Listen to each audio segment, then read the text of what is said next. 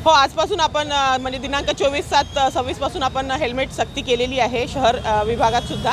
तर बऱ्यापैकी प्रतिसाद चांगला आहे। बरेचसे लोक म्हणजे मी तर म्हणेल की 60% जे लोक आहेत ते हेल्मेट ऑलरेडी वापरून राहिले आहेत। त्यामध्ये स्टुडंट्स आहेत, तरुण आहेत, इवन सीनियर सिटीजन सुद्धा हेल्मेट वापरत आहेत, महिला सुद्धा प्रमाणात हेल्मेट वापरत आहेत। मला असं वाटतं 30 ते 35% लोक असतील की जे अजूनही हेल्मेट वापरायला मागे पुढे पाहत आहेत। तर मला असं वाटतं त्यांना आपण जे दंड आकारू त्यावर त्यांचे लक्षात येईल की ही खूप गरज आहे हेल्मेट वापरायची।